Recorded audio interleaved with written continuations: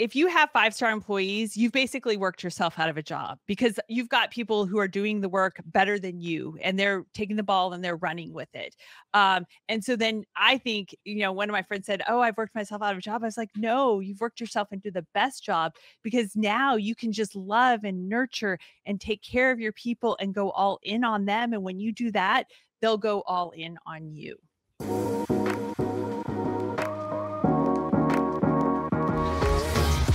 Hello and welcome to Love as a Business Strategy, a podcast that brings humanity to the workplace. We're here to talk about business, but we want to tackle topics that most business leaders tend to shy away from. We believe that humanity and love should be at the center of every successful business.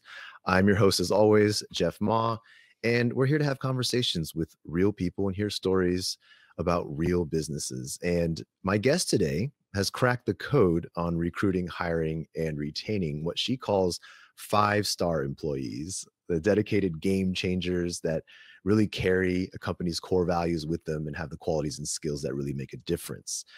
While running and scaling several companies, she has also spent the last decade developing and improving the all-in company community, which helps other entrepreneurs in attracting and hiring 5-star employees. She's authored the book, The Rapid Read Guide to the 5-Star Employee Rating System, and hosts the Profit First Nation podcast. Welcome to the show, Danielle Mulvey. How are you? I'm doing great. Thanks for having me, Jeff. Absolutely. And I love your background, the all-in company. I'm going to get to that for sure. But I want to start with you on a much more personal note. Something I always am curious about every person I meet is it starts with passion. I think passion is important in life, and I always want to know what drives people. So, Danielle, what is your passion? What is your purpose?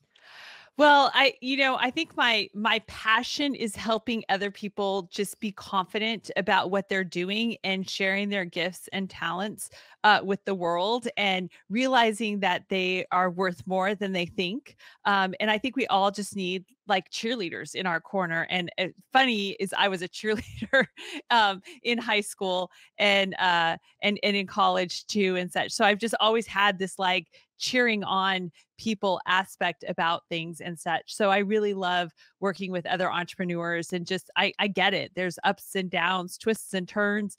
Sometimes you're upside down being an entrepreneur. And so, it's just kind of getting us through that and getting us to realize, why we're here and what we should be doing. Can you share a little bit about your, I guess, journey? I know that I read up on you and there's many steps along the way, but Many years, could you give kind of the Cliff's notes on kind of what got you to what you're doing today? Absolutely. So at the ripe old age of 25, which was almost 25 years ago, I started my first business. It was an advertising and marketing firm in Nashville. And we grew fast, quickly. We were doing over $1 million back then in our first year in business and growing. And I was 25. So my hiring strategy was to hire people younger than me, because if they were younger than me, they had no other professional experience necessarily to compare me against and such. So that was my strategy, and it worked out. My first few hires were pretty good, and then I hired someone, and this individual, I'll just refer to him as JR. I woke up one Monday morning and was like, can I call in sick to my own company? Because I did not want to go in on that Monday morning and face and deal with JR for another week. He was making me miserable. I know he was annoying my staff. And that's when I was just like, okay, I need to get serious and grow up about hiring and understand what I need to do, because I don't want to hire another JR again. And so really that was the moment that has just set me on this obsession with hiring the best employees. And at the time, back then, this is late 90s. I mean, GE is still, one of the most admired companies in America. Jack Welch is running it, and he was following top grading. So I just dove all in on top grading, and really, kind of learned that was the whole like A, B, and C employee and such. But a lot has changed. I mean, top grading hasn't changed, and over the last 25 years, we've got the internet, we've got automation, we've got applicant tracking systems, we've got a lot of different things, and so I have evolved my recruiting and hiring process to leverage technology, leverage smart ways about doing things, and such. And so that's where I am today. I am the host of the official Profit First podcast, Profit First Nation. Profit First was written by Mike McAllowitz. We're obviously good friends, and we both actually were like big top grading fans back in the late '90s and such. And Mike's books are sort of an evolution of like what the entrepreneur is going and his readership and such. So actually, we're collaborating on his next book that'll come out in December 2023, tentatively titled All In: How to Get Your Employees to Act Like Owners. And we're, a lot of it is about, having the right people in the organization, and how do you find those right people, what we've coined the 5-star employee for your organization. So that's been my 25-year journey. I love it. And I think we can all relate to JR, I guess, or the experience of JR in one way or the other. So let's dive into it. What is a 5-star employee? Yeah, a 5-star employee represents the top 15% of available talent in the market for the role at the given rate. So that means 1 out of 7 candidates is a potential 5-star employee. So it becomes a numbers game when you're looking at recruiting and hiring 5-star employees. I mean, you need to have at least 25 applicants to have 3 potential 5-star candidates. And so what we find most often with entrepreneurs, and hey, I've been there, done that, like JR landed on my doorstep. He had a pulse, he had the degree of graphic design. He was actually, oh my gosh, he was the brother of someone, one of my friends from college, and he was a fraternity brother of one of my employees. So it's like, oh, this should be like a no-brainer and such. But obviously it wasn't. So it's really understanding exactly what you need for the role. And so we actually have a 5-star employee rating system that helps you objectively assess your known talent and potential talent for each role. So one of the things that I see in recruitment, as you mentioned, with more technology and more accessible tools and things like that, you mentioned the term numbers game. And I think part of the problem that I often see is that a lot of times the numbers game removes the kind of human element out of it, or it looks at a lot of factors which are important, skills, things like that. Mm-hmm. But you're not always getting, the fit or the values across, or just the behaviors of a person, that like the way they're going to act or treat others. So obviously, being love as a business strategy here, how does that play into your 5-star rating system? Oh my gosh, love plays into it in so many different factors. And the first thing is that you want to get someone who loves what they're doing. All right. And so you want to make sure that that when you hire someone, it is a really good fit for them. And it's not just, they applied to a job and are going to be collecting a paycheck. So here's an example. I'm a 5-star entrepreneur, but I am a 2-star bookkeeper. I could get a job tomorrow as a bookkeeper. No problem. I could sell my skills, say I'm a bookkeeper, and I could get hired as a bookkeeper. But I would be a 2-star bookkeeper because I don't love bookkeeping. I can do it, but I don't love it. And so I would be a bad hire, because although I say I can do it, and although I have the skills to do it, I wouldn't love what I was doing. So I wouldn't be a 5-star bookkeeper. Does that make sense? Yeah, absolutely. And I think love for the work, love for the roles and the job is paramount. Also, I'm curious though, is what about love for each other? Or I guess the environment and things like that, that really, the things that really make up culture. Because I don't know JR, but a lot of what JR did wrong that made you not want to go into work that morning was not necessarily the reports he filled out, or, it's probably more likely the way he talked to you and the way he responded. How does Exactly. that how does that factor in, I guess? So there's 5 criteria in the 5-star employee rating system. And the first one is probably the most important. It's like where you have to start. And are you aligned with the core values? So the core values are the core values of the owner. They're not like accidental values or aspirational values. They're like the things that are true to me 100% of the time.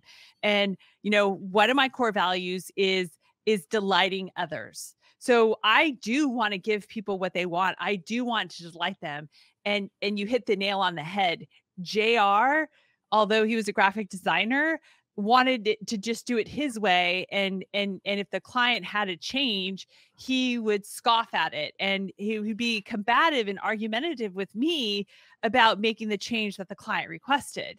And so that is the opposite of delighting others. So I mean, I won't go on, but we just weren't in alignment with our core values. And had I known now had I known then what I know now, I mean, he wouldn't have been hired, because the first and most important thing in the 5-star employee rating system is making sure that an employee is aligned with your core values. And those core values, you need to not only list those core values, just like 3 to 5, but you also need to have clarifying statements of exactly what you mean by that core value. So it's really crystal clear about the expectations of what delivering on that core value is. And you start talking about those core values in the job posting. So Mm. I mean, that's going to attract the 5-star employee for your organization, because they're going to be like, oh my gosh, yes, this is me. I love this. This is who I am. This is the company I want to work for. Why? Because you're really aligned with the core values. So you start with core values. How do you go about measuring that? Right? I know like it's a rating system. So I guess in my head, because I haven't seen or I haven't looked into the specific, rubric or how it works and the mechanics of it. But how do you go about, like, I 100% agree with you. I love it. But a challenge in a lot of like fit equations here of like of coming into this space and matching your values is that sometimes it's not as quantifiable as we'd want it to be. Yeah. So the core values, again, when you start with, so the job posting, it becomes that attraction and repelling factor. So you're going to attract the 5-star employees who love everything that you're saying. And like in the job posting, you're going to list like, here's how we measure success for the job. These are your 3 to 5 key responsibilities. And we need you to hit 98% financial accuracy. We need to have you hit 95% procedural accuracy. And we need for you to process 42 claims a day.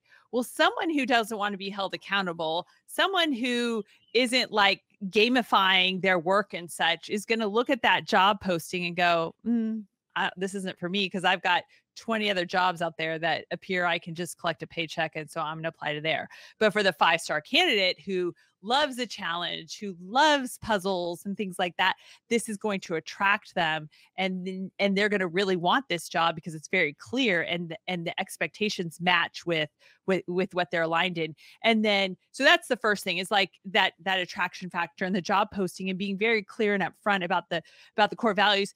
And then over the course of what we call your hiring gauntlet, the multiple touches and experiences you have with the candidate over your interview process and such will allow them to kind of demonstrate, do they live these core values?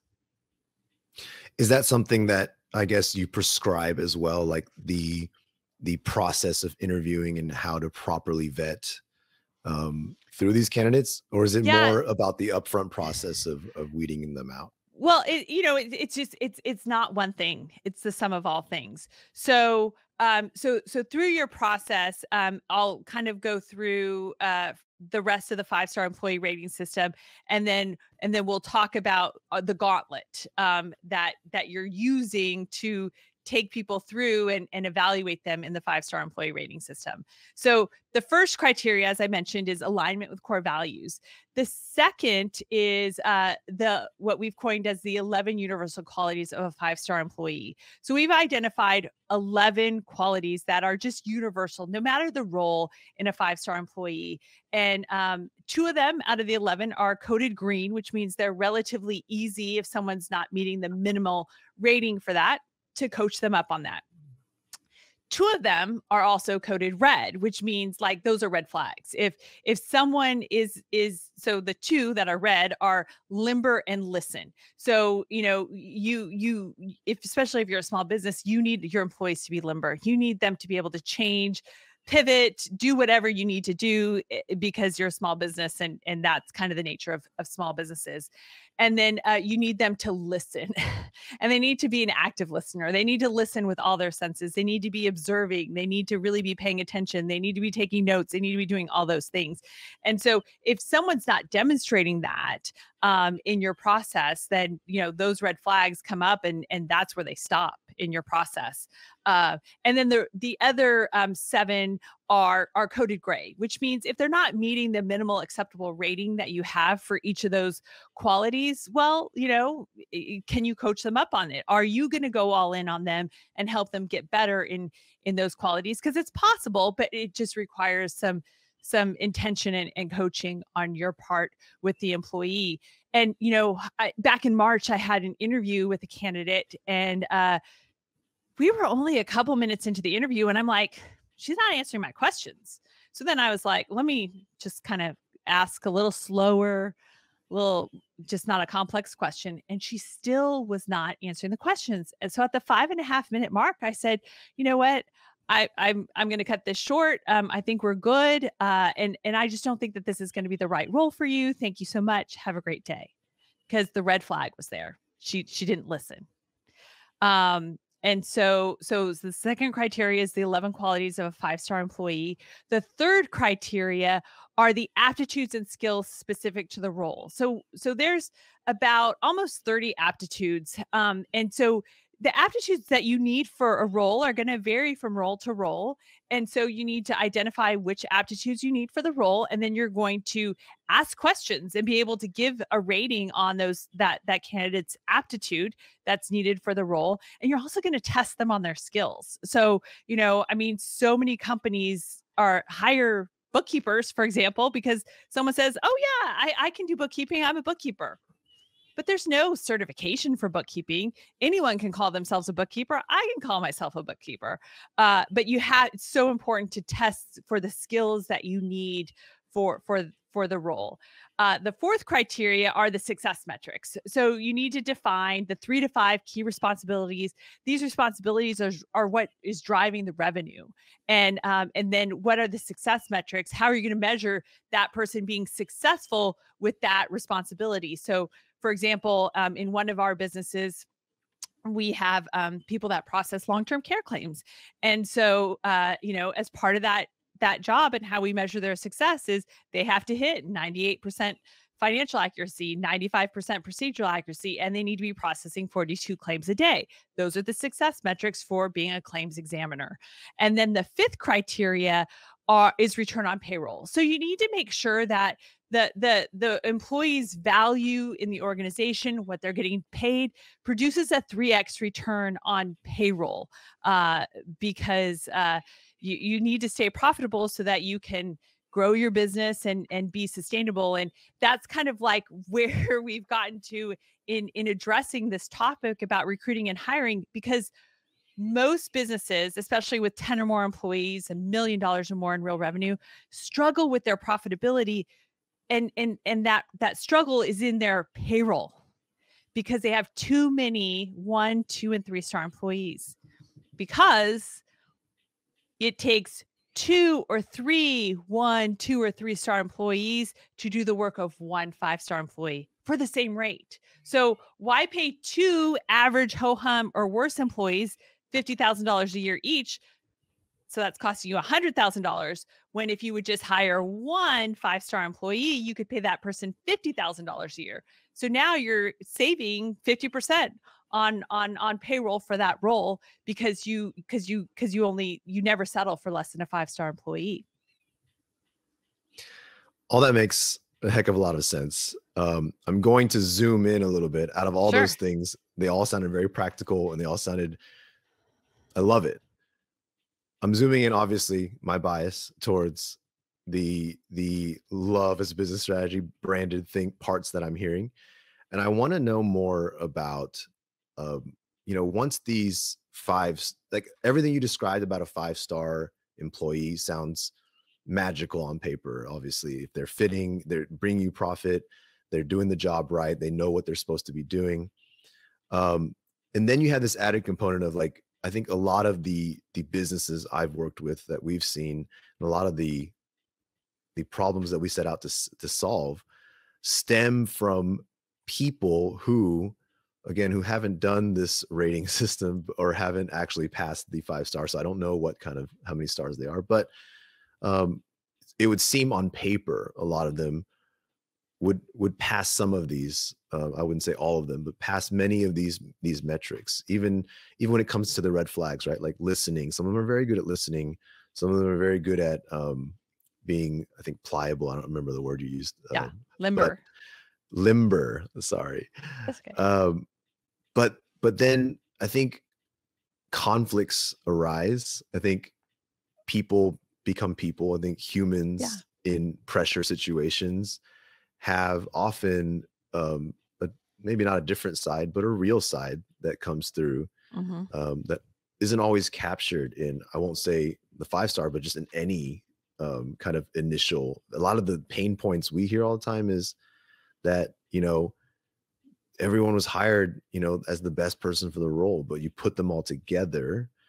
I'll use an example and I won't use a specific example, but we work with a lot of nonprofits. And I think nonprofits are interesting because I think for many of them, they check that first box right away. Like people who come to work at nonprofits really love the mission. They have strongly the company's values usually right there in their crosshairs. So it's usually a check right there.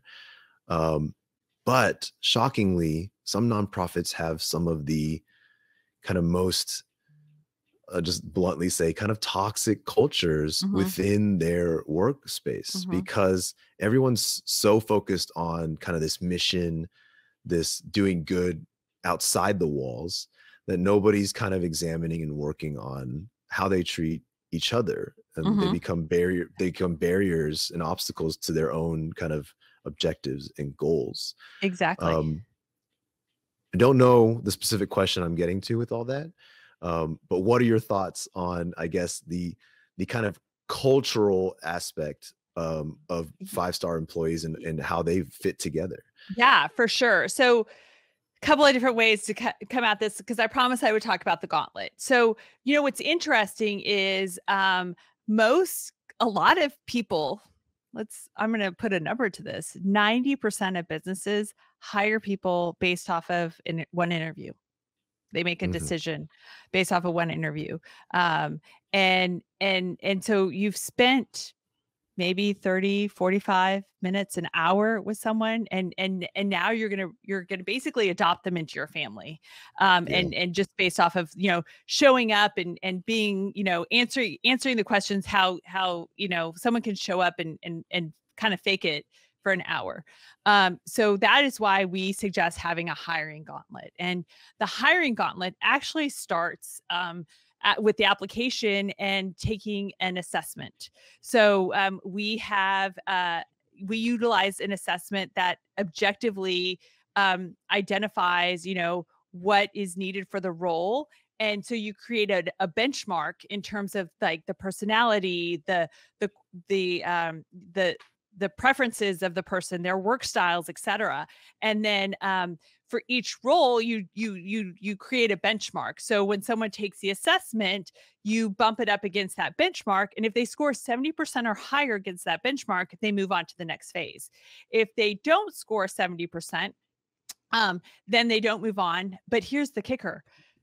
most people who apply don't even take the assessment, even though it's clearly stated in the job posting, within 24 hours, please take this assessment. The assessment will be sent to you immediately upon your application, and the majority of people don't do it. So right there, you're sort of weeding out the people, and at that point, the people who score 70% or higher are typically, it ends up being about 25% of the total applicants.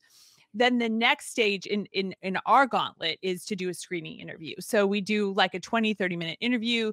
It's kind of a standard interview. We're talking to them about their resume, their positions, just kind of getting to know them and such. And we have like specific questions that we ask, and we have objectives that we're looking for. And so from there, if they pass that, then we'll usually give them some sort of testing. And then if they pass the testing, we're putting do the skills work, et cetera. Then we take them into a deeper dive interview where we're asking pointed questions to help us evaluate them on the 11 qualities. And we're asking them very specific and pointed questions on evaluating them on the aptitudes needed for the role. Then if they make it past that, there might be some more skills testing, but we have a shadow day. And the shadow day is really that, you're pretty sure that you're going to make this person an offer, and you can do shadow days in person and you can do them virtually. And so it's really important for that person to kind of experience what a day in the life is like of being in this role and such. And so, we invite people to go with us to client meetings on Zoom or in person. We break bread together. We have lunch together. And I'll say this, we had a candidate and this is make or break too. So I'll tell you about two experiences with candidates who did in-person shadow days with our construction material supply business. And one person was in the commercial real estate or property management. He was in property management and was like, I want to get into construction, like exciting, fun, different. So, okay, great. We took him through our process. He got to the point where it was time for shadow day. We pay people for their shadow day. Like it's their time. And he actually came for 2 days. And on the second day, he said, you know what? This is not for me. I thought this is what I wanted, but I think I'm going to stay in property management. And it's like, great. Like it costs me, I don't know, $200. And if I would have hired him, he would have made, probably $20,000 in payroll over, 3 months or so, 4 months. And then he would have left, and because he would have hated the job and spent all that time of me paying him for 3 months looking for another job. Because he wouldn't have loved it. So it's really important, you talk about love factor, do they love your culture? Are they going to really love what they're doing by spending a day in the life of doing it? And we had another candidate who, came in and we, had lunch together like we do. And, at the end of the day, she's just like, because this office is in an industrial area, not many places to go out to eat, et cetera. It's a small office, so everyone eats lunch together in the break room. And, her thing was like, so does everyone eat lunch together every day? And I was like, yeah, they do. They enjoy each other. They look forward to it. And that was a deal breaker for her. She's like, then I don't think this is for me. I kind of like prefer to just kind of keep to myself. And so it's just like, okay, well, this is not a fit. So, it takes going through this gauntlet and at this point, they've passed everything else from an objective standpoint. Now, like, let them test drive it, let them experience it and see if it really is a fit. Because a lot of companies, I have someone on our team who I recruited and hired in May, and she was not at her previous position for very long because she said it was like a bait and switch. They said, oh, our culture is great and and all this stuff. But when she, actually took the job and experienced for the first time, she felt it was a bait and switch. It was like, it was not what they portrayed their culture to be at all. It was like, was an aspirational maybe of what they'd like their culture to be, but it wasn't reality. So, by taking people through a gauntlet, by spending time and investing and going all in on your candidates will really, pay off at the end. Because would you rather spend a couple $100 to let someone test drive the job versus trying to force them you know, into taking the job and then them not really being happy in your culture or in the position or what they're doing? And, now you're paying them for 3 months, you're training them. They're not super productive in those first couple of months when they're learning the job and such, only for them to like be looking for a job that whole time while you're paying them. And then once they find that job, they're off and now you're back to square one. That makes a lot of sense. I love the gauntlet. I think everybody should be doing that for sure. And it definitely gives more so than the company the confidence to hire the candidate. But like you mentioned, it gives the candidate the confidence that they are making the right choice and not getting bait and switched at the same time. Yeah. Uh, And can I say something else about kind of the love concept there? Um, you've got to love wanting to have employees as well. I've talked people out of hiring because their attitude is like, oh, I don't want employees. And it's like, well, if you don't want employees, then don't bother having employees. Because, you know, if you have 5-star employees, you've basically worked yourself out of a job, because you've got people who are doing the work better than you and they're taking the ball and they're running with it. And so then I think, one of my friends said, oh, I've worked myself out of a job. I was like, no, you've worked yourself into the best job, because now you can just love and nurture and take care of your people and go all in on them. And when you do that, they'll go all in on you. I love that. And I think so much of what's required for success, and especially building the right environment, is that mindset. It is kind of how leaders, owners, entrepreneurs, managers come to the table. And I love that you keep saying go all in on the candidate, because that requires that mindset of being like, I'm in it to get this done right, and I want to do that and that requires a mindset of, it can't be begrudgingly, it can't be tedious. It has to be something that you're truly invested in, passionate in. So I love Yeah. it. Uh, And the other thing about the process too is that you have to be really cognizant of, if someone applied for the job, of course they want the job. Why would they apply to like not get the job? So people tend to like say things that, to get the job because they don't want to be rejected. But if you really care about people, then you need to make sure that you're not making a mishire, that you're not giving someone a job that is not going to work out. Because I can tell you, I wasn't showing up like I should have never hired JR. I wasn't showing up as my best. Like it was painful. Like, so, I should have done a better vetting process. I should have had a gauntlet. I should have put him through the 5-star employee rating system. And then I wouldn't have made that hiring mistake. And it's better to do it on the front end than have someone come into the organization. And so you've got to be tough on yourself, and you have to be tough on candidates, so that you don't set them up for disappointment, or you don't make a mistake. Tough love, as I always say. Yeah, that's it. Danielle, before we part ways, first of all, thank you so much. But also, can you share where people can reach you, where they can learn more? Talk about, just remind us of your book and your upcoming book. Can you just tell us a little bit of that stuff? So actually, you can kind of get a preview. I know I rambled on and through the 5-star employee rating system, and we didn't touch on all of the 11 universal qualities of a 5-star employee. So if you text "never settle" as one word, never settle, to 411-321. So never settle, text that to 411-321. Then you can get the 5-star employee guide, or the guide on how to hire 5-star employees. Sorry, messed that up. But where we outline the 11 qualities, and you can see it and you can go over it of yourself. So that is probably the best way to get in touch with me. And then there's a link there if you want to if you want to chat. I'm such a nerd about this subject, so I take lots of conversations.